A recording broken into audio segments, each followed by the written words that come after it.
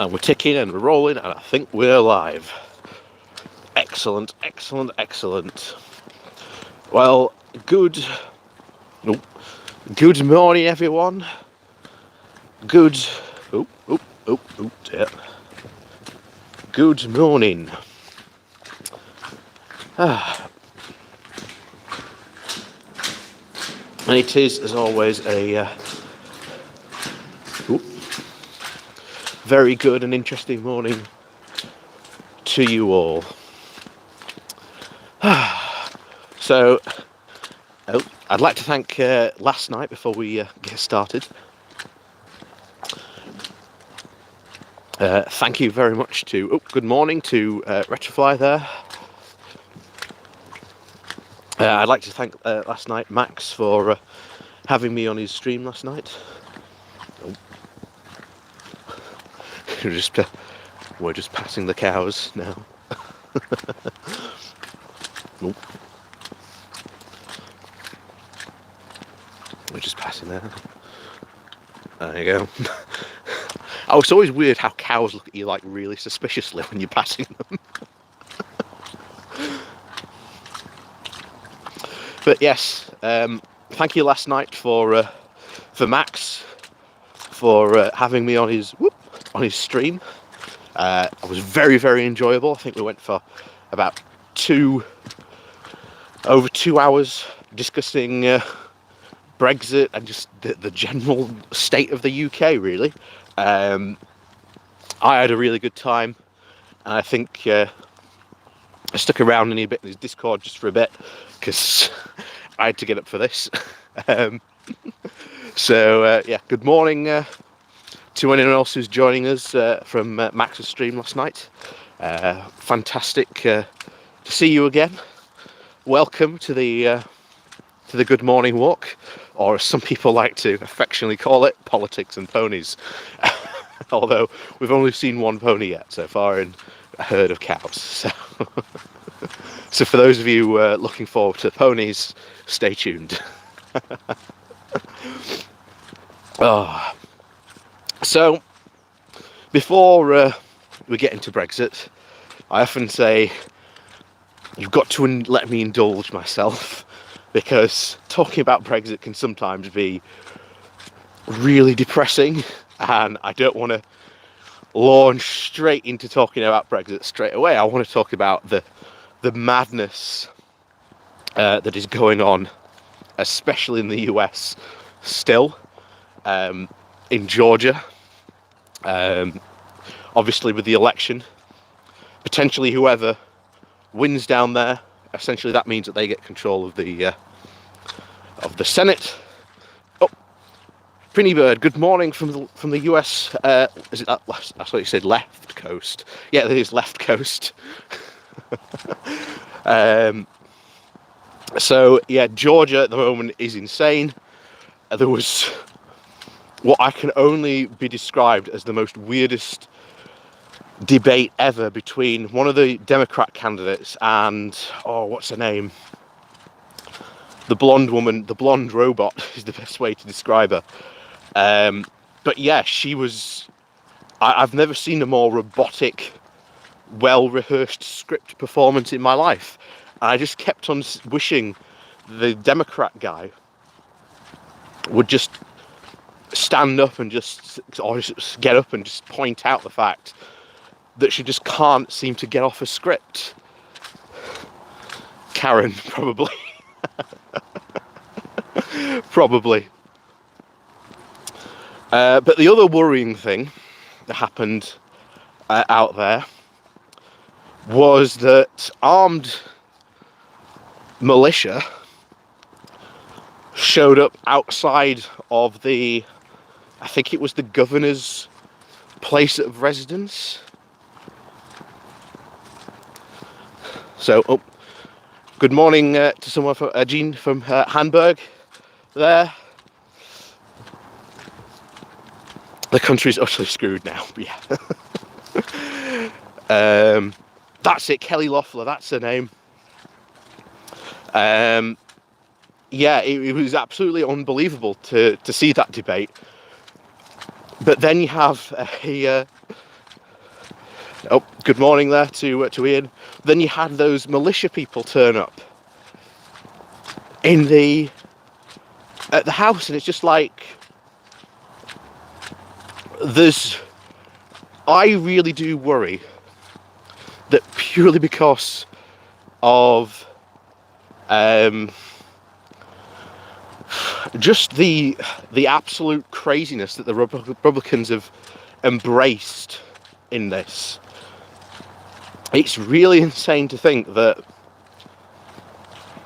it feels like watching a powder keg sometimes when you see some of this stuff, and it does really feel like that if a spark goes off, that could very well be it.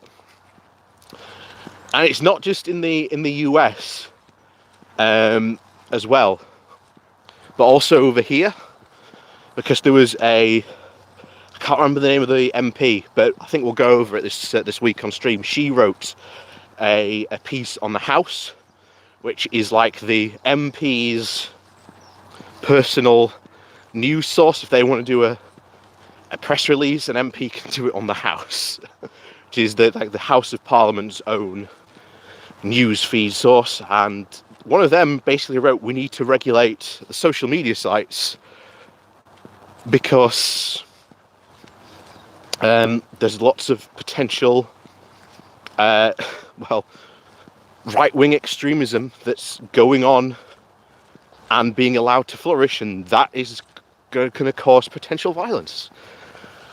And I really do worry, because if that's the kind of stuff you're seeing in America, then how on earth are Brexit supporters going to react when Brexit doesn't turn out the way that they wanted?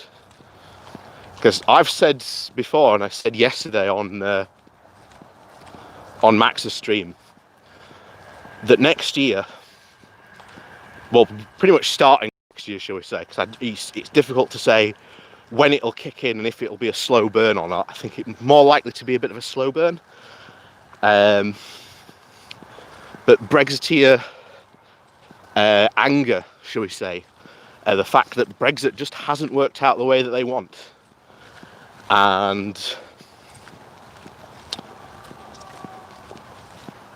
riots potentially, but we'll have to see. But the government are preparing in their recent reports on this for riots. So yeah, next year is going to be very interesting. Next year is going to be very, very interesting. Anyway, let me just go back in the comments a bit. So, Son of Viking, Brexit depressing. Next walk, bring some ice cream cones and glue them to the ponies' foreheads. Yeah, yeah, that's definitely possible.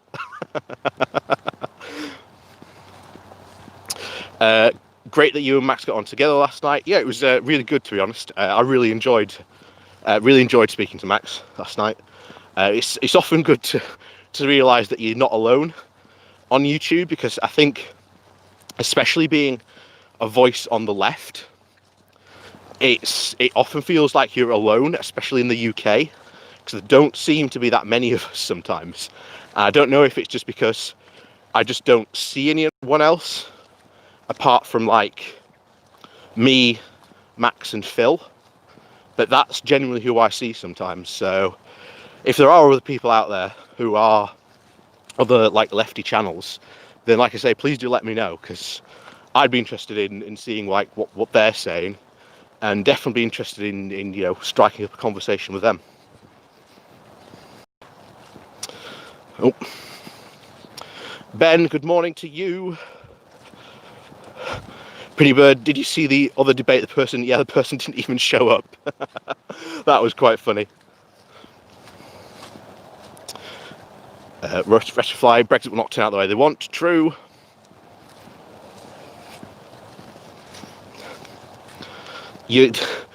it's not a potential that they won't riot, it's that they could be quelled up to riot, and then you only need someone like Tommy Robinson's lot, who in the past have done slightly bits of violence, but it's never really got out of control.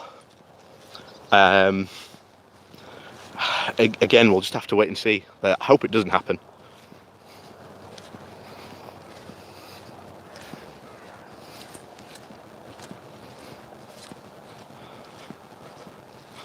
Yeah, gunboats in the fishing grounds.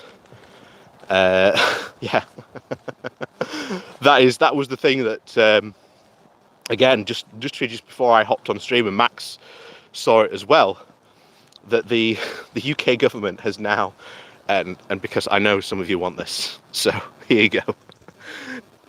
You can't say that I don't give you anything. Oh, good morning from Austria. Back to breakfast for him.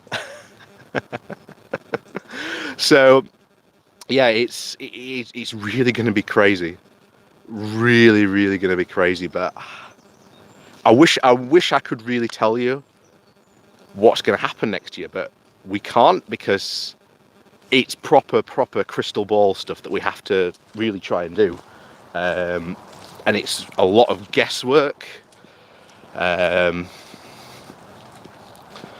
And unfortunately, that's just the way it goes sometimes. But yeah, not a lot we can do about that sometimes.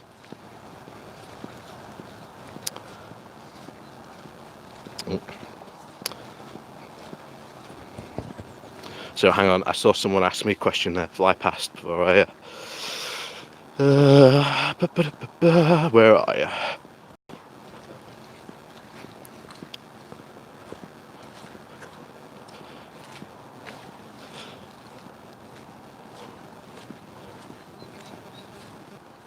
Oh, morning from Midlands. Good morning. Yes, it's a bit of a grim morning.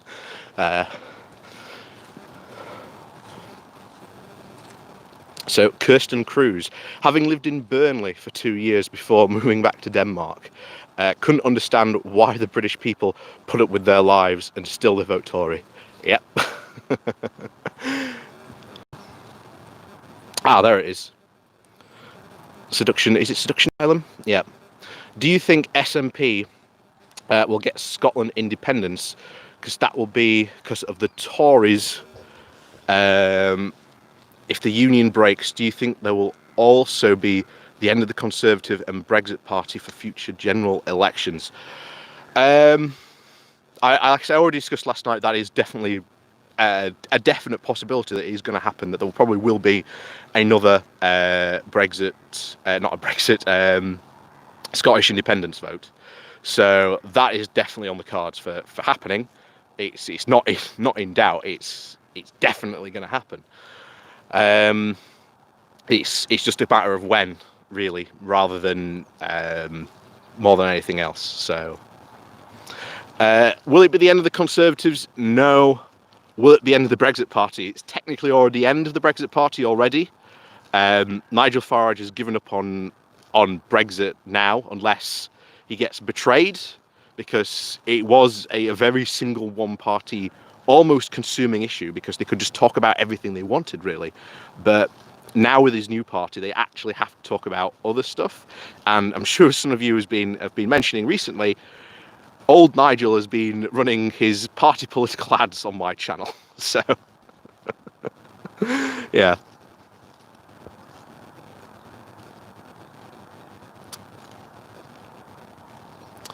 Sarah Jessica Fletcher, thank you. Thank you. Just came from Max's channel. It was a great listen. Thank you. Like I say, it was a very good chat last night. I did enjoy myself last night as well. And like I say, be very, I think, interesting to have another chat in about 2 or 3 months' time, or down the road, and post Brexit Britain. But yeah, it would be very, very interesting. But yeah, I'm also, for those of you complaining about my microphone last night, don't worry, I am going to re-get a microphone, so that hopefully in the future when we do those things, audio issues will not. Oh. pony on the run there. So hopefully in the near to future, audio issues will not be a problem. Like I say, it's just have to wait and see. Oh. Surprised me there then. There they are. There you go. More wonderful ponies. Oh,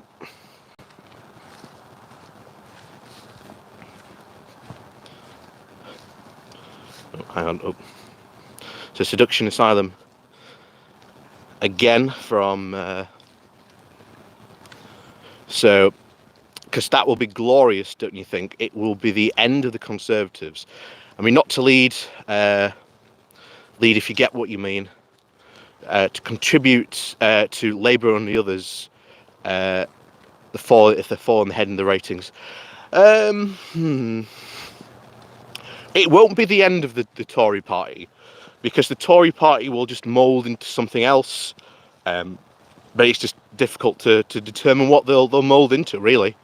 Unless we get proper proportional representation in, then you won't see the end of the current Conservative Party as we know it for a long time to come. But it's very difficult to say if Brexit is going to be their Waterloo defining moment and causing them to split up. And Justin J, do you think re-entry is inevitable? Yes, re-entry is inevitable. I do think it's just going to be a very slow sliding scale back into the EU. Oh, and we had a super chat there. Thank you. Oh, Phil Crofts, thank you. Putting something towards a mic. Thank you very much, Phil. Like I say, you guys helped me buy my current microphone that I'm using now on the Good Morning Walk. So that's been quite valuable to me on these walks. So yeah, I definitely need to get a proper microphone that I can use when we do stuff like that for the interviews, because I think that'll be very, very useful going forward.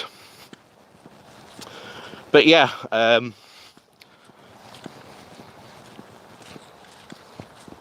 what do I think at the meeting of the report that Johnson was boorish at his meeting with Ursula von der Leyen, and Angela Merkel refused to take his call. Yeah, it doesn't surprise me. Doesn't surprise me, to be honest. You know, Johnson is, I think, pre-built almost into being like that. So doesn't surprise me. But it's a bit upsetting that, you know, the leader of your country would act like that towards well, another world leader. Yeah, it's a bit upsetting that if that report turns out to be true. But I won't put it past Johnson for it not to be true.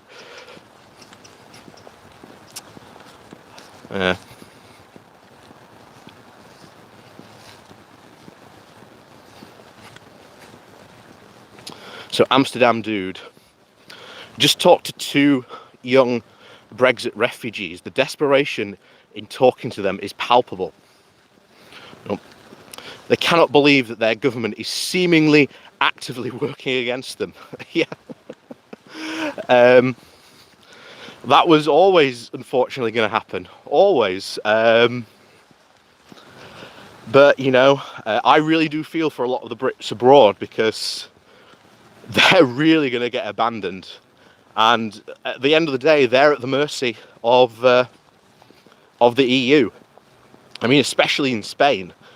I mean, if you live in Spain, you probably know about it already. But if you don't live in Spain, the right wing in Spain constantly goes on about these Brits moving to Spain, not following the rules, and then using their healthcare. And honestly, how long do you think? Because I don't know if I'm not sure the current state of Spanish politics, but if the right wing in Spain gets enough support, Bye-bye to all those British OAPs over there who have retired to Spain. But that's going to be, I think, the loudest cry when it happens for the for the we got this isn't the Brexit we voted for.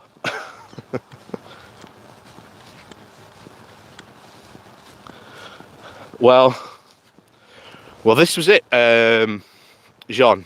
You don't understand why people voted for Conservative with the cuts and hardship. Well, this is the whole thing that I talked about when it comes to there being a real sense of anger in the UK in the future. There really is, because these people often voted and believed that Conservative messaging, that their lives were going to be better. And just recently, they trotted out a bunch of junior ministers, and it seemed the message that they were putting across when they were getting obliterated by just news anchors. But you promised a deal. And they said, oh, well, no, you don't understand. The withdrawal agreement was the oven-ready deal. No, that's not what you promised in your manifesto. You promised a signed and ready deal, ready to go. And then people voted for them. Because in the 2016 referendum, a lot of people used their vote for the very first time to have a go at David Cameron. And lots of people did vote because they thought this was an opportunity to try and make their lives better after 10 years of austerity. It's absolutely crazy, but that's just where we are in this mess. And like I say, with the Conservative offering of, get Brexit done, and your lives will, quote, somehow improve for the better. Don't underestimate that, that con man smile that Johnson's got, because Johnson knows how to play to an audience, and that's absolutely what he used during that time. But yeah, like I say, even that election will come back to haunt the Tories. It's coming back to haunt them sooner than later. And Boris Johnson is going to have his he's going to get his Scrooge moment, and he's going to be visited by 3 ghosts. The ghost of Johnson past, who was a very, very ardent anti-EU journalist with his infamous Britain stood alone in the EU Parliament line. And of course, oh, hang on. It's very, very muddy today.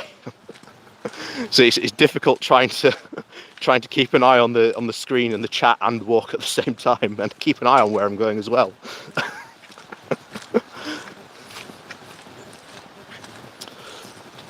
So it's really crazy. That's his first ghost. The second ghost, the ghost of Christmas present, is the Johnson today. The Johnson who wakes up on the 1st of December and then has to make decisions about, the fate of being able to feed people potentially. And then the ghost of Christmas future,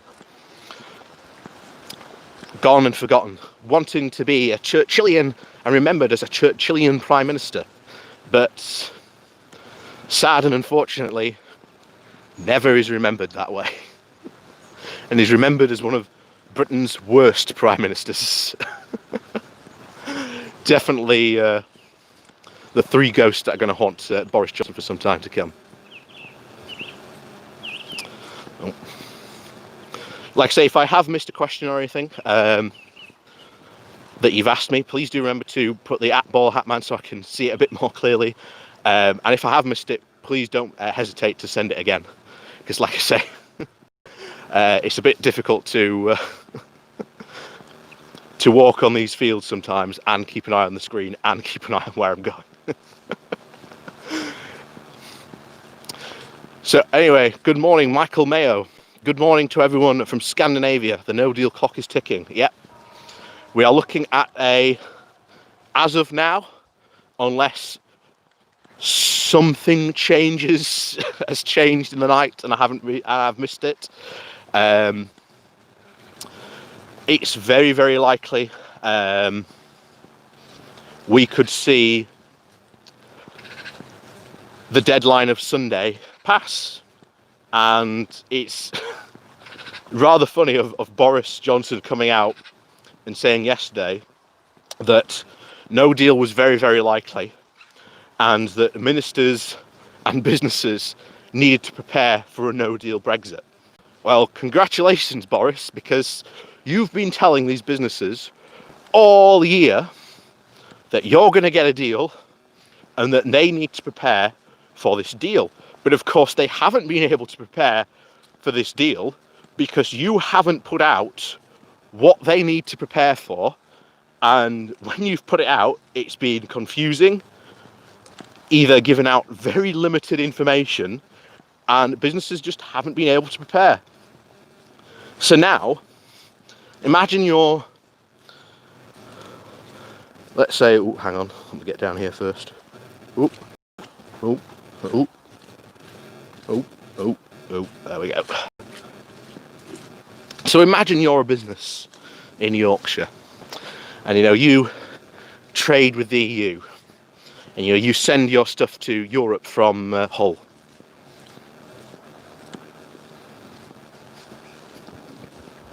So, oh, hang on, a question from Seduction Asylum. Do you agree that the Tory and Brexit party should fuse as one single party?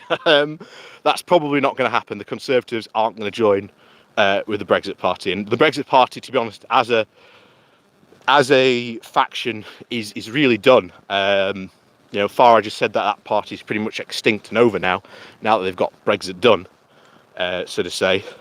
Farage is moving on his next great political project. The name needs to be the farted party, or the farted Brexit party. Potentially, yes. But that would never happen. But yeah, if you're a Yorkshire company and you're exporting to Europe, which most companies in Yorkshire are, then your closest point of export, rather than sending it all the way down to the south coast, you're going to send it to Hull. And I think I've talked about Hull before, that if you've ever had the opportunity to go there, the way you get to the port in Hull is through the city centre. And you will very often see lorries going through the city centre to get to the port. And we've had, Dover's been complaining about the lack of preparedness. We've had Portsmouth come up recently as well and raise concerns about their readiness for the no deal Brexit scenario. They're not ready.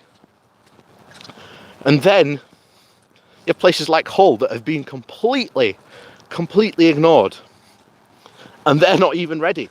And the disaster that could happen to them with just those lorry queues is going to be immense, and it's going to have huge effect on not only that town but the region in general.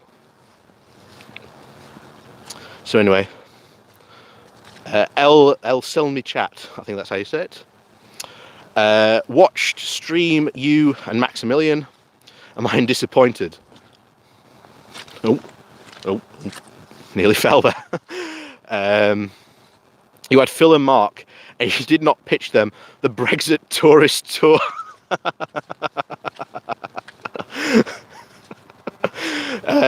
The Brexit tourist tour to visit Brexit monuments location from the month walk. Yeah, that's right. I have to pitch that to them next time. Come and see the immense Brexit walk. Well, you do know the festival of Brexit will be going ahead. So, as I've said before, what we need to do is we need to get me, Max, and Phil, and then if you can all, if we can get all our audiences to sponsor, and we'll buy like a camper van, and we'll drive the length and breadth of this sceptred isle and see the sights of the immense festival of Brexit. And we'll bring you all the live news and joys from it. But I look off wistfully into that, because that's going to be just bizarre. It really is. It's going to be bizarre.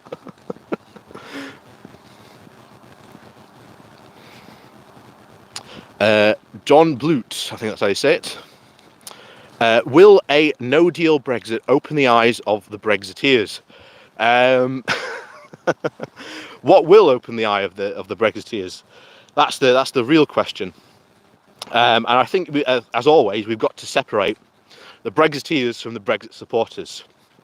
Because the Brexiteers I always classify as someone like Nigel Farage, Boris Johnson, Michael Gove. They're the Brexiteers. But Brexit supporters are just, they're the ordinary people that voted for Brexit. And there are some who you're never, ever going to reach. Some are just, so fanatical about the idea that you're never going to reach them. And then you've got others who are reachable and who are regretting their decision to vote for that. And I've said before on this channel, we need to have a really, really, gentle attitude towards some of these people. Yes, we do have times on this channel where we do laugh at the Brexiteers, but bear in mind, when I say that word Brexiteers, I'm meaning people like Nigel Farage, Boris Johnson, and so on. When I'm talking about people who voted for Brexit, that's what I mean, Brexit supporters. And we've got to really catch them and get them into and turn them onto our side. And it is going to be hard, but it's not going to be impossible. But we have to really sometimes hold back from saying I told you so, and that's going to be quite difficult for especially me, but we have to take that approach to them, or else we're going to lose them to people like Nigel Farage, because they're going to come to us and say, a Brexit supporter is going to be like, well, I was promised this during the referendum and I didn't get it, I ended up losing my job. And we have to look at them and give them some sort of sympathy when that happens, as hard as it will be. That's what we've got to do. We've got to resist. There we go. Resist taking revenge for them voting that way. That's what we've really got to resist doing, and that's what definitely I would advocate for not doing. That's why I'm very, very careful to try and separate Brexiteers and Brexit supporters. And I think the Brexiteers never going to open their eyes to this. I think some might, and you might get recant, maybe, depending on how bad the economic damage is, but they'll never recant fully, because obviously Brexit to them is the ultimate goal idea. It's become a religion to them. And then for Brexit supporters to open their eyes, because it was such an emotional vote for them, because that's what the Leave campaign essentially made it. They made it an emotional vote rather than a vote based on pure knowledge. That's why I think there's going to be so much anger when Brexit just doesn't work out for them the way they wanted. We've done 2 articles recently about fishermen worried that they're going to be, a casualty of Brexit. But that was always going to be the case. And we told them as much. So we've got to be ready to embrace some of these people when they do open their eyes. And we've got to Not treat them with contempt, but treat them with a bit of compassion. I think that's the best way to do it. Because if you don't, then we lose them to Nigel Farage all over again. And that will be just as bad. Anyway, there's another question there from Mr. Nomad. Whoop. You're operating under the illusion that all Brexit supporters are going to wake up to reality. They won't. A great many will never care. They simply find a new enemy to blame. Yeah, well, I agree. Not all of them are. There are going to be those hardcore ones that will hang on to it. And even then, you've got to treat them with some sort of, compassion, because you might be able to turn them. And, as funny as it is to laugh at them sometimes, you've got to think, you might be laughing at someone who lost their job because of Brexit. And I'm not comfortable with doing that, to be honest, at the end of the day. And all that's going to do is going to drive them further into the arms of the next, right-wing project of Nigel Farage. And that will be another loss for us. And I know it will be hard to try and sit there and, and try and deal with them, but that's what we've got to try and do. Otherwise, we're just going to lose them forever, especially if you are one of the people who does plan to have another referendum in a couple of years' time. We've got to treat them with compassion, make them understand that Brexit was not about making their lives better. It was about making a very, very small group of millionaires' lives better. That's what we've got to do. Bloot. I do agree that revenge and hate will not help the situation. It's mission impossible. Yeah. Yeah, ideally, yeah. And like I say, you change a lot more people's mind with hope rather than hate, and we've got to really treat them with compassion when that happens. We've got to beware of, taking Remainer revenge, as they say. Sarah Jessica Fletcher, are you an Alan Partridge fan? Yes and no, I'm not a mega fan. But I did watch it back in the day.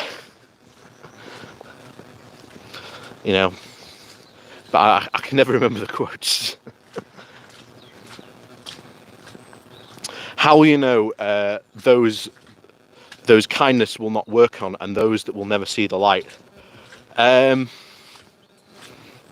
You don't know, unfortunately, Miss Nomad. You really don't. But it is all about that trying and be willing to try. And yes, you're going to try and you're going to fail sometimes, but at least you tried. And even then, still treat them with a bit of compassion. Because remember, even though they did vote for it, they're not the ones to blame in this. When someone gets conned, you don't blame the connee, you blame the conner. So it is the Brexiteers that deserve the blame, and we've got to point that anger at them. That's what we've got to make sure that we do next year, especially starting next year. Anyway, Phil, I hear that we are due to see over 6,000 people coming over from Hong Kong. Is that likely going to be used as the next rallying cry for Brexit xenophobia? Potentially, yes. I wouldn't put it past anyone. But that is a very possible reality. Like I say, people are going to be looking for the next lot of people to blame. Obviously, European migrants have been the main thrust for blame for, the xenophobic parties in the UK. So it's just who gets the blame next, really. And you are right, it could be the Chinese coming over from Hong Kong. They're the ones who could take the blame next. And I'm sorry, I really am sorry to any foreigner that does take abuse from my fellow countrymen. I'm sorry that You've been, well, potentially going to be abused by them, not verbally. Some may even get physically abused, but we'll have to see and hope that that doesn't happen.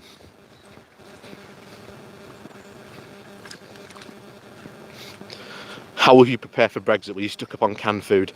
I really don't want to engage in panic buying. I don't think that's the correct thing to really encourage from that point of view. But again, we may have to. Oh, morning.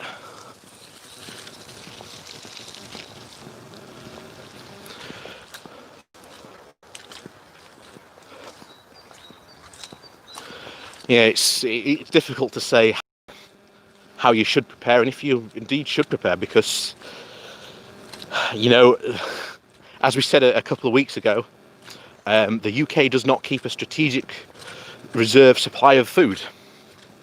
They leave it all up to Tesco, Morrison's and Sainsbury to keep the flow of food going. And then when you listen to their bosses, they're all saying it's going to be, there are going to be problems, there are going to be delays, and especially fresh food, it is going to be a problem to get a hold of. So I think frozen food obviously is going to be the way to go, but I think anything fresh for at least some time to come next year will be very hard to come by. Do you see an episode of Blackadder? Don't you see Brexit as an episode of Blackadder? Yes. More than likely. Like I say, these are the days where we're missing the true comedic genius of Yes Minister. But at least we have Spitting Image back. And I do complain about it often because I think it could be better than it currently is, but the writers are getting better, they are improving.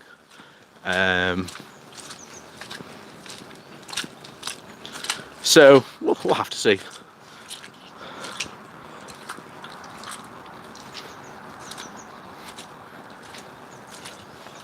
Yeah, life will go on, as they say, but things will be different, and it will not be what the Brexiteers promised. And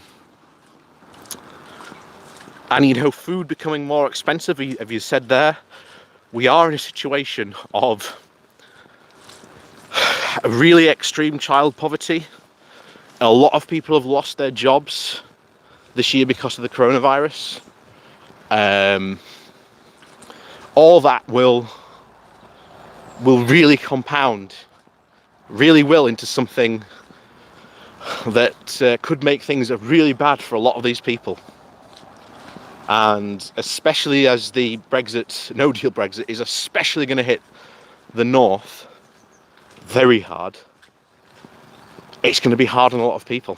It really is. This is why I'm so against the idea of, taking revenge on Brexit supporters. It really needs to be the Brexiteers that get taken revenge on. This is why I'm so in favour of things like the lorry park that's being built.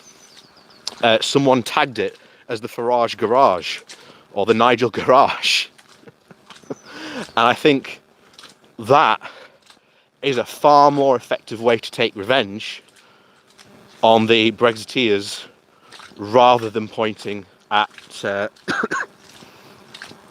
at the Brexit supporters, because they're going to be angry, very angry, next year at Brexit, because, and not just next year, but I think it might be a slow burn as they come to realise the possibility of what happened. Yeah. How long's that headline on your wall? It will probably happen next year. It's just a matter of when. Just a matter of when.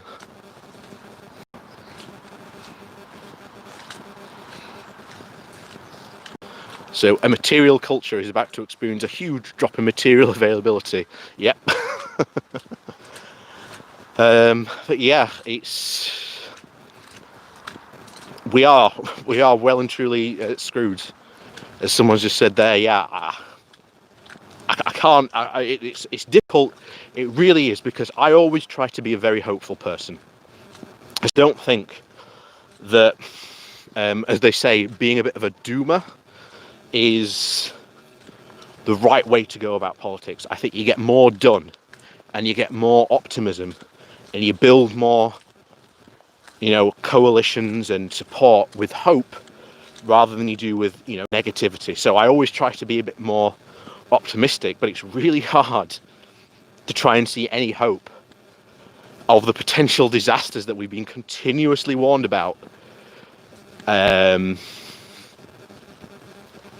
We have to. It's going to be bad.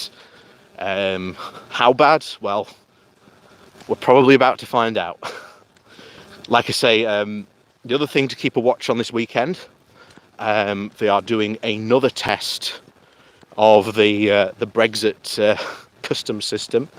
So expect to see lots of queues if you're down south there. Lots of lorry queues. But it's going to be... Oh, so Erika, I think that's how you say it. Good morning from Germany. Just joined when you said that fresh food will be hard to get for some time. That's mind-boggling to me. Yeah, it will be. It really is that such like what we call an advanced economy is going to do this to themselves. But we did warn them, and we did tell them so. But the Brexiteers, cast us as Project Fear. Well, looks like Project Fear is going to become Project Reality very quickly, very soon.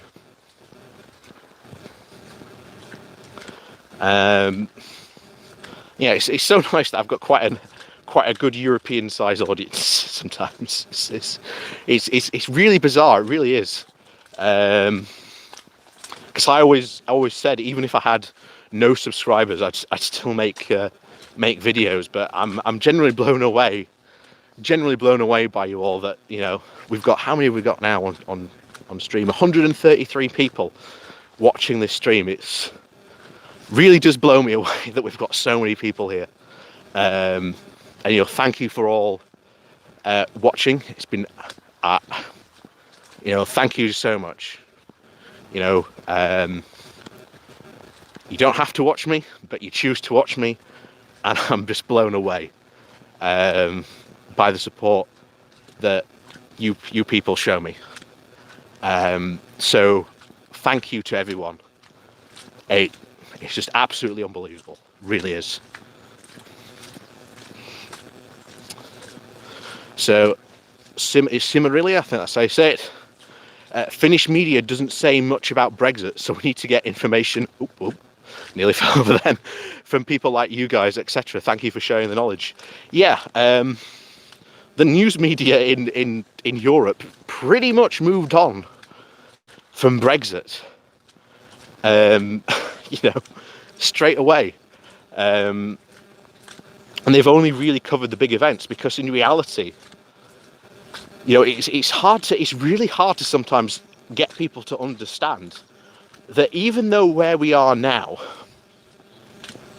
the big events really of Brexit were the referendum result, triggering of Article 50, the Lancaster House speech by May, the Chequers House speech by Theresa May,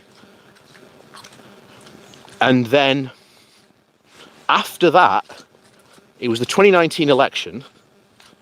No, let's not include that.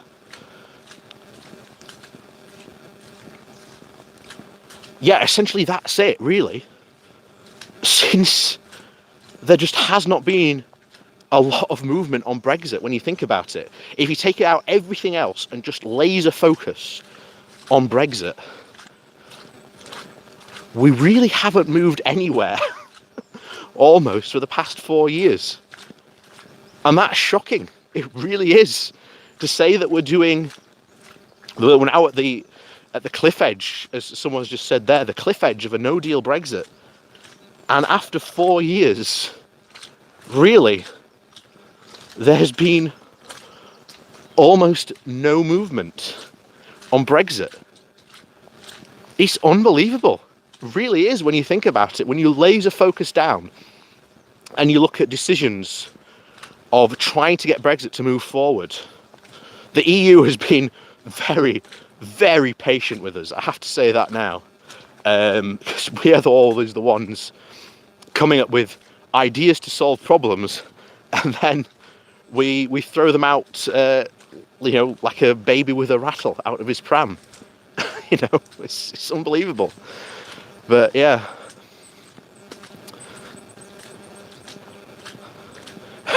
I'm almost addicted to Brexit now. I need a life. Yeah, it's weird. Like I say, when I started following this, I never thought this is where I'd get to. Of following the catastrophe that is Brexit. It's unbelievable. Unbelievable. But yeah, it's just... And as I was saying to Max last night, it's one of the bizarre silver linings of all this is how it's almost pretty much killed all the European Eurosceptic movements, almost. In fact, what was it? Who's like the Dutch guy? They're like Nigel Farage. He actually said that Farage had actually done more damage to his cause over Brexit more than anything else. There you go. Geert Wilders, that's it, yeah.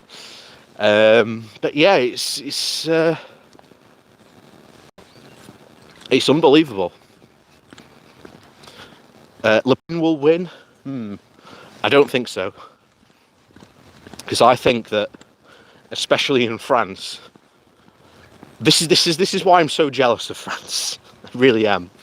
Because in France, and the left know when to unite, especially when they're voting. So they recognised that even though they didn't like Macron so much, they knew that he was a far, far better alternative than Le Pen. So they all united behind Macron, and and Marie Le Pen got only like 33% of the vote or something like that. Oh, hang on. Lots of Ugh, I don't know if you can hear this. Ugh, it's like wading through the sea. Oh. There we go. But yeah, and that's what I'm so jealous about when it comes to like the political knowledge of our left. We saw it at the 2019 election.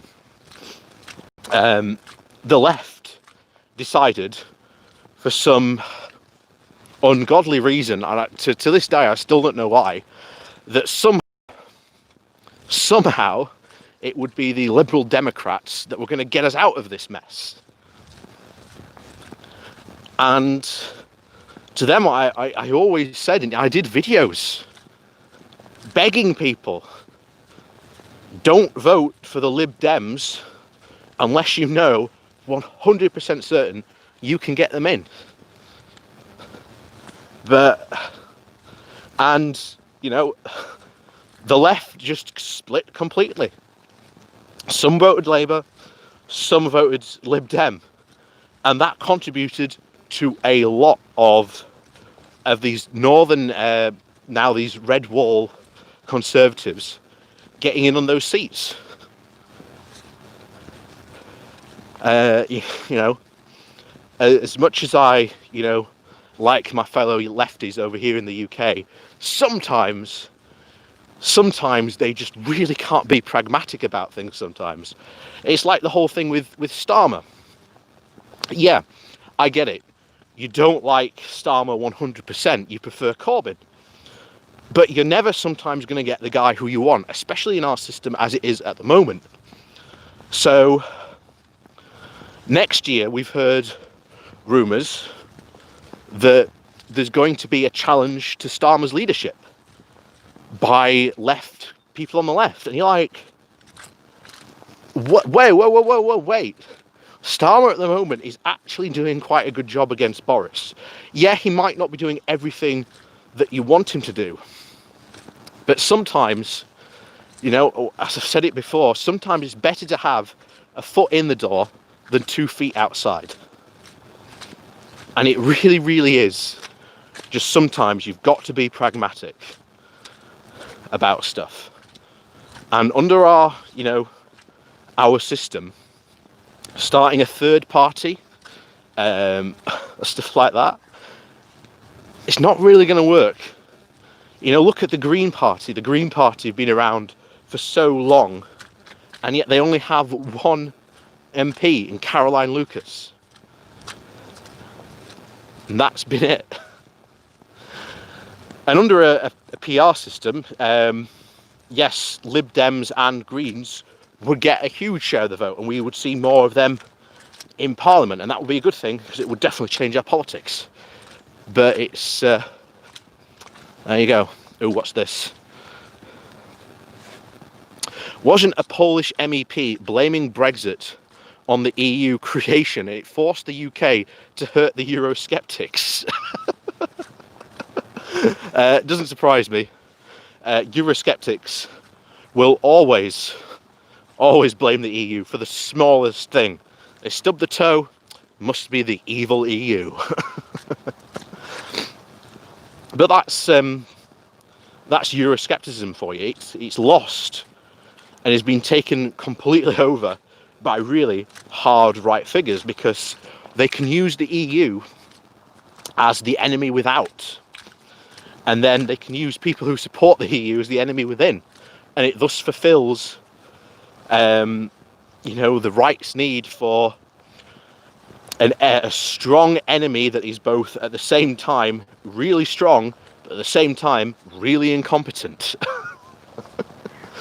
And, you know, neither the two shall meet.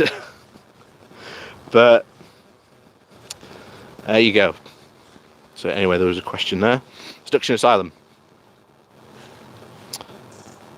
You should make people contribute for you to make a party that, one, to be named the Reform, the Farted Brexit Party, and donate to it to Anne Widdecombe, Jacob Rees-Mogg, Bojo, Farage and Cummings. Yeah, maybe not. But yeah. Oh. Anyway, we are at our wonderful halfway point, as always. Let's see if we can scramble up here.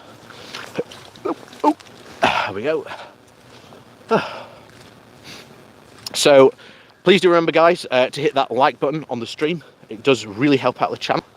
To any new people watching us today, please do hit that subscribe button. It's always good to see new faces in and around on the channel, and on today as well we've seen some new faces, so welcome. Love having you around, love having more conversations with new people, old people, whatever. Just like having, you know, conversations. It's good to have a walk on these cold, frosty mornings. And of course, down below there is a link to my Patreon page, as well as a link to a one-off donation page called Buy Me a Coffee, where you can, well, buy me a coffee. And thank you to all the people that do support me that way. And of course, thank you to all the people, if you don't support me by the links below, thank you for just clicking that like button. You know, you're just important to me as the people who donate to me as well. So thank you for all the support all you guys show me. It's absolutely amazing. Who are you calling old? I'm sorry, Patrick. Sorry.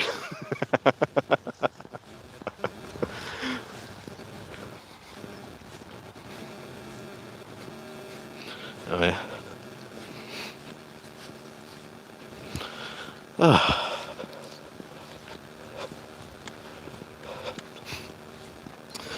Yeah, upside Trump has lost. And that will have some, I think, effect on populist movements going around the world. I do think you may see them lose a lot of momentum, especially after um,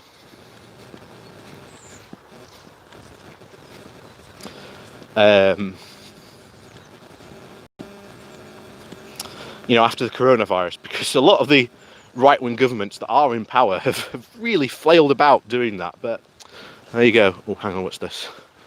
Retrofly, Bowler Hat Man. I'm a small-time Austrian, and I get a lot of materials from the UK. Oh, small-time artisan, sorry. I was like, what's... Yeah, I'm a small-time artisan. Not Austrian. I'm a small-time artisan, and I get a lot of materials from the UK. After Brexit, I'll have to import them to myself from the US. So 8 to 9k less for a UK shop for me. Yeah, you're going to see that happen a lot next year. But again, doesn't surprise me. It doesn't surprise me. And like I say, now a lot of businesses, to prepare for a no-deal Brexit, have... Where were we on today? Is it the 12th, is it? So that leaves them with less... What is it? 20... No. 19. Is it 19 days to Brexit now?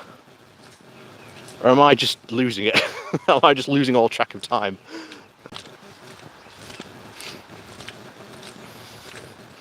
Oh yes.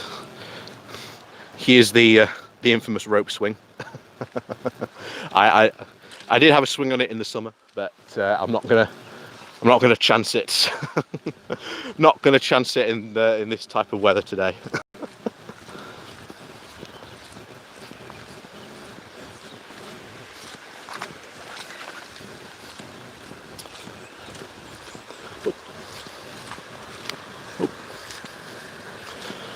But yeah, it's I'd love to talk, to be honest, about what the future really holds for the UK, but I really can't, because we don't know what's going to happen.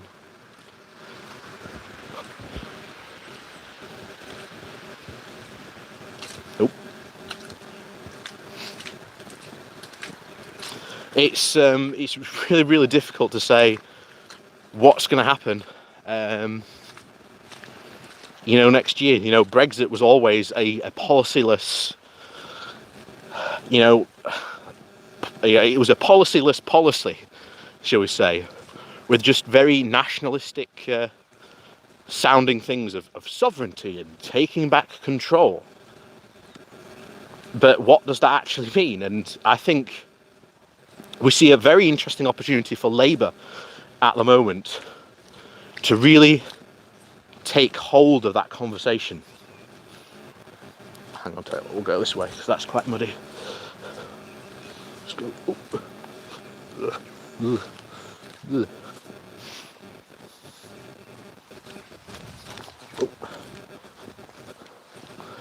But yeah, it is a really good opportunity for Labour to try and take control of the conversation for what the UK should be doing going forward. And Labour at the moment are twisting themselves in two, and they really shouldn't be, about trying to decide whether to back Johnson's awful deal, whatever he brings back. That's even if there is a vote for a no deal, but I very doubt there will be. We're just going to make sure that Labour don't fracture over this. We've got to make sure that Labour's argument going forward should be very, very easily just to go, right, we're going to abstain from this. It's the Conservatives' fault. They've got to own it. It's their stuff to own. Oh, Stephen Goodwin. Morning. Hope you're safe and well. I am, thank you. But yeah, we've got to make sure that Conservatives own it. And the best way to do that is Labour just shove it away. It's not our problem. It's not our fault. Flash mood. Why is the UK not protecting its very big business service sector? I would love to tell you why, but even I don't understand why. I mean, 80% of our economy is based on services, and yet Boris doesn't seem to want to protect that. Again, when you strip away all the rhetoric, all the Labour, Remain, Brexiteer, whatever, and you strip it away, and you just look at this from a pure economic business standpoint, none of it makes sense. None of it makes sense.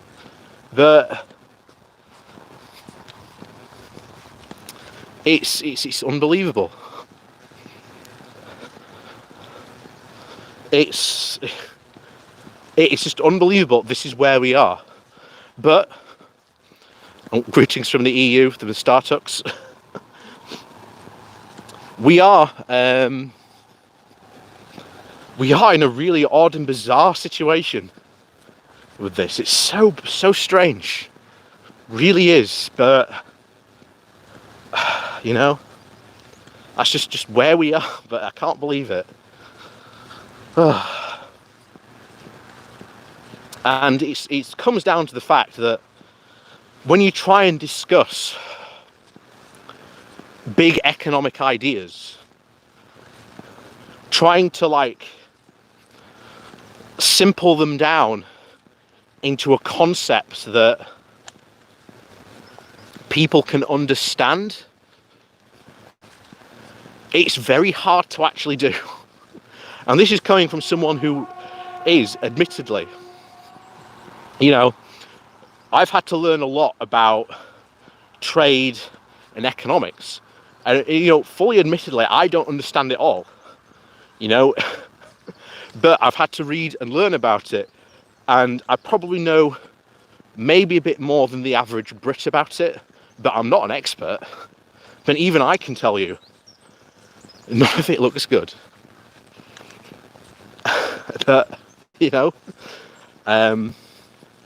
this is what happens when you turn a vote into something emotional, which is what the referendum was. It was an emotional plea from the Leave side, and that's what happened. The pound falling on the 1st of January. I'm surprised it hasn't fallen already, to be honest. I would have highly suspected that. Hello. Morning. I would have highly suspect that. It has fallen. Obviously, the quote new deadline is Sunday, so we're just going to have to wait and see what happens today and what happens tomorrow, because we really don't know what's going to happen. We really, really don't. But yeah. Seduction Islam. You should rename the morning stream with the 1st of January and the name to be the morning walk through the huge madness of no Brexit deal, in case there will be no deal. Now, I think it will always remain the good morning walk, and I know there's a big push to call it politics and ponies, but I shall fight you to the end on that. In fact, yes. Can we just show you the mist, because it's actually quite a nice view. Ooh. This is a very misty and a very misty morning in Barnsley. Over there, I don't know if you can see it, the big building there. That's Barnsley General Hospital. But yes, it's a very nice morning this morning. Very cold, very wet and windy, and I'm very surprised, to be honest, there was no snow this morning. And I'm sorry I'm not talking about Brexit, but sometimes you must indulge me that I need a break from talking about Brexit every now and then. Because it just gets me down, to be honest, because it's just like, oh. But later on this evening, I don't know if I've told you before, over lockdown, me and a couple of friends have started playing Dungeons and Dragons. Tonight I am DMing my very first game, but it's not D&D. We're doing a thing called Honey Heist, which is like a one-shot pen and paper RPG where you play bears. So I'm sure that will be very, very interesting. I'm looking forward to it later. I'll be quite fun indeed. But yes, back to Brexit. So Labour at the moment are in an interesting position. They're the opposition party, and yet they're trying to tear themselves in two whether they should vote for whatever deal Johnson brings back. And it's like, you know, I do agree to at some point it is a conversation that needs to be had, but just let them own it, guys. Let them own it. Because the second you vote for it, anything that then you say about Brexit means that the Conservatives can turn around and say, oh, well, you voted for it as well. And that's going to be bad. Very bad for for Labour going forward, because that means that, you know, the Conservatives can try and share the blame, essentially. And that's not what we want them to do.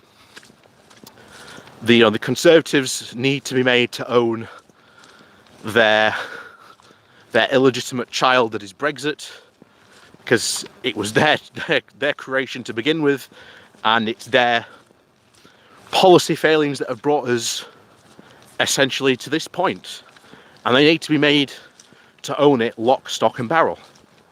And unless Labour really get their arse in gear, like I say, I do think old Keir Starmer has been doing a fantastic job really in Parliament, as have many other people. Emily Thornberry has been doing a really good job holding Liz Truss to account. Ed Miliband, absolutely, I felt really sorry for, because there's junior ministers and then there's junior ministers that you very rarely see. And he absolutely obliterated in Parliament a junior minister to a point where even I think he could see that there was almost, you know, he felt sorry for the poor boy that had been trotted out in place. And yeah, so Labour are doing quite a good job, but they have to, I think, really start to set out what the future looks like.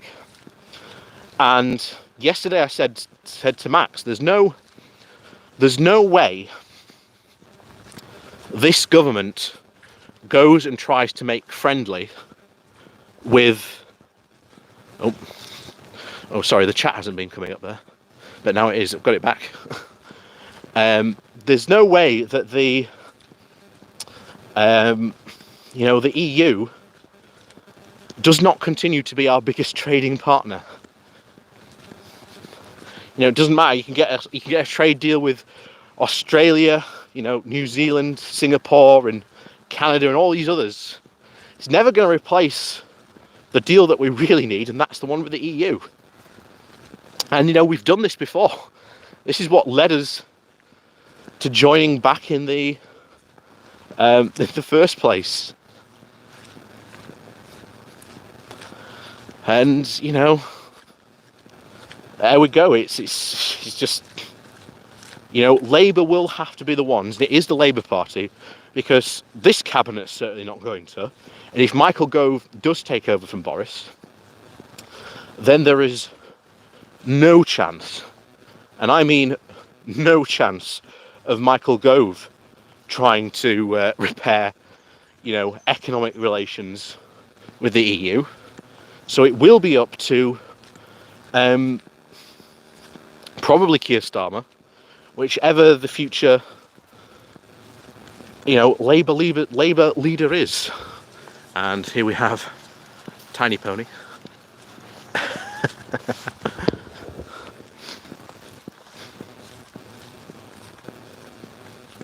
Yes, Britain being the sick man of Europe. We're going to go back to that. It's, I've said before, I think what would be interesting at some point is to do a video on what the economics of what the British Empire was like at its height versus what happened to it as decolonization set in like the 40s and 50s and 60s, and how that affected our economy and why we became, the sick man of Europe.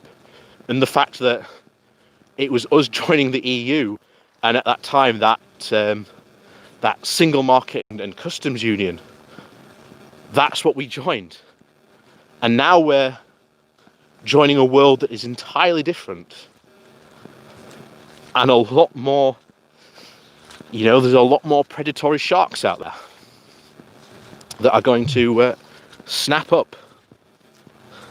Got it. That are going to literally snap up the UK in negotiations. But that's that really is the situation that we are in.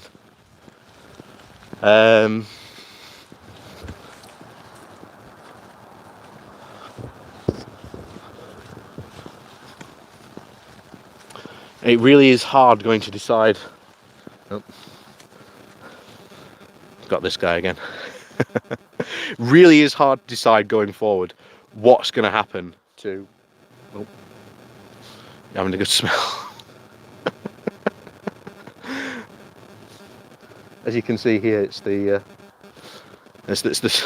fabled unicorn. Hasn't quite grown its hasn't quite grown its horn yet, but give it time. It's got until January the 1st, so get growing. So yeah, we'll just have to see. But yeah. Whole field of pony is not a single unicorn. Exactly. Right, so we're coming up to the end of our walk today. So it's question time. So if you've got questions, I'm going to stop my talking now. And if you've got a question for me, please do, at me or super chat me, and we'll do some questions for the last couple of minutes of this walk. And then after that, we will. I shall bid you farewell and let you go to join the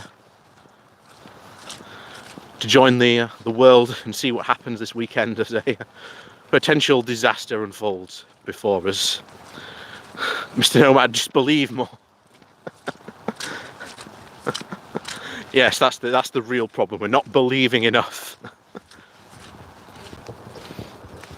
Oh, so Seduction Asylum. If it was for you to choose between remaining in the UK, while there isn't the EU moving with family, living and work in some country from Eastern Europe, for example, Romania, what would you choose? So I'm guessing, which European country would I move to? I'd probably move to Ireland, and if Scotland does go independent and rejoin the EU, then I would probably try and move to Edinburgh, because I like Edinburgh. It's a nice city. Or maybe even Aberdeen. I don't know, because I know people in both places. But yeah, I think it'd be quite fun. Fun to see, fun to join, brush up on my Scottish accent and try and blend in, so they can't tell that I'm a southerner.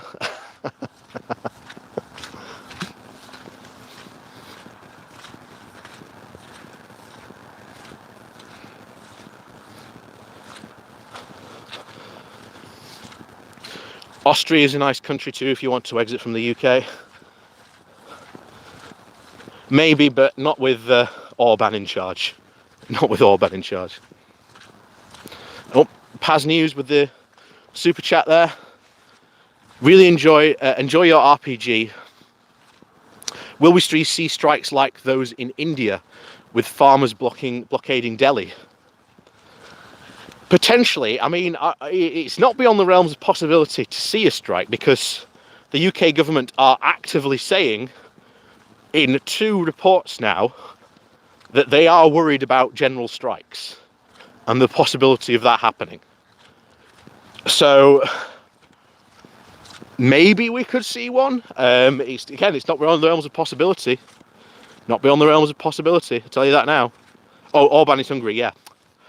Yeah, I get confused, yeah. Sorry. Orban is Hungary. I always get confused. I don't know why I always want to put him Austria. I don't know why.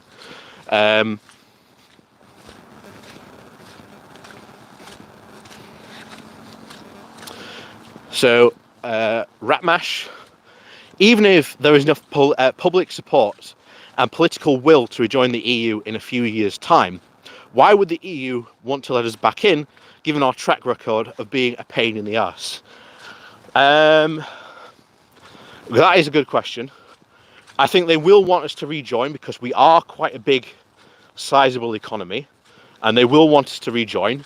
You are right, I think there will be probably some resistance, but almost certainly, I think the price for rejoining the EU will be to lose the pound. I think we will have to adopt the euro. We'll probably have to adopt Schengen as well. And I think if we do that, then it's very possible that they will let us rejoin the European Union. Belgium has the best beer. Well, my friend, you've never tasted the brew from the Barnsley Acorn, my friend.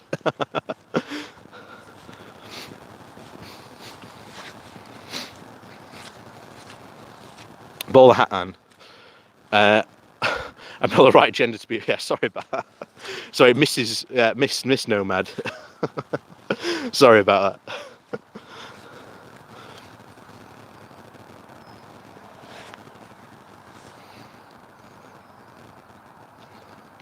Oh, so Eastern Europeans, where I would prefer to live. Well, you know what? Maybe Romania. Oh no.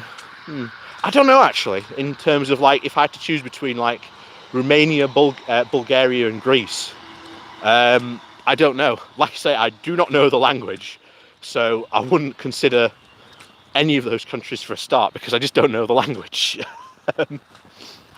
I think to me that will be quite important because I like to be quite a sociable creature. So, you know, I think being able to learn or at least know the language would be a massive plus for me. And like I say, I don't speak a second language, unfortunately, even though I did German at school. The extent of my German is very, very, very limited indeed.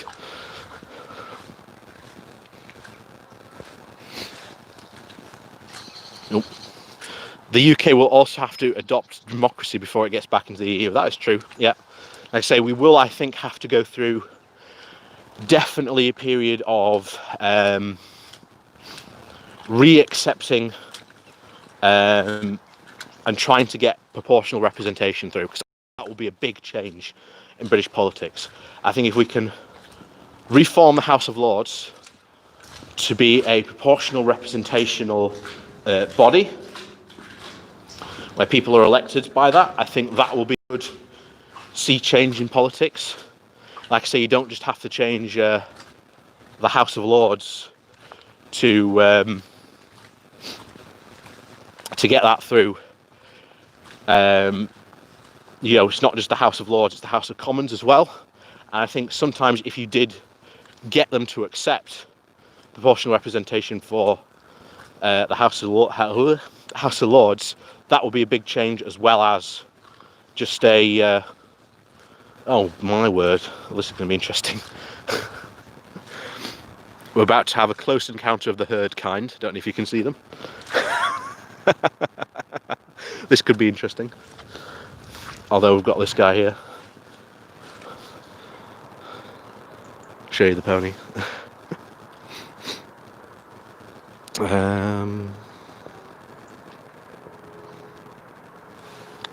Do you think the EU might require democratic reforms before the UK is re-entered? It depends. It depends what we do and what happens during now and that re-entry period, really. So again, we'll just have to wait and see.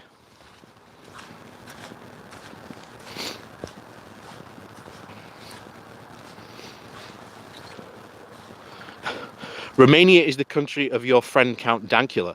If it wasn't for the language, they'd also talk English. That's why I ask. So what would you choose? I don't know. Maybe Romania. Go on, we'll go. I have to get through these guys now. This is very intimidating. So, yeah, this is just herd immunity. Someone said there. Oh dear.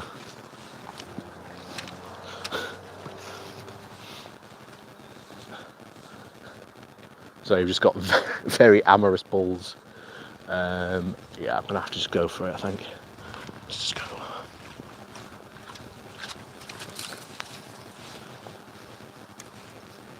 Let's go. I just want to get through. That's all right. Just let me through. Come on. Come on.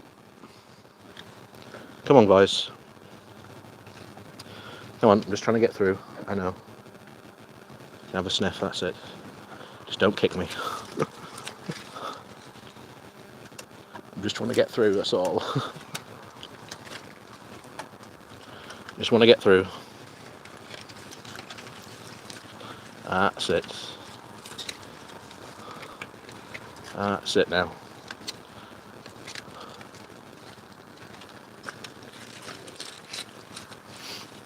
Just going to try and get around them.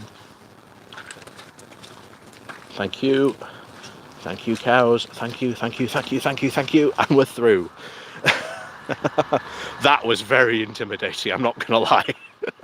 Some of those guys are very, very big. Very, very big. That was very, very intimidating. But yeah, I'll tell you what, we'll leave you here with this guy here. The last pony. So yeah, thank you very much for joining us today on our good morning walk. I'll tell you what, we'll do that last question from Sim earlier. If there is no deal now, how do you think the negotiations will go next year? Pretty much the same. Oh dear. Sorry, it's just a cow just dropped one.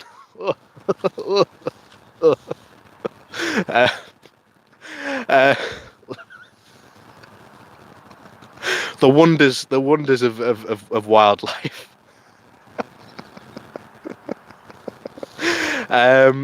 Yeah, I don't think the negotiations are going to go even better, because I think it's going to be the same sticking points, and the UK is going to try and do what it calls sectoral deals, where it tries and gets one sector done at a time, and that's going to be really worse. It could be worse. They could be shagging.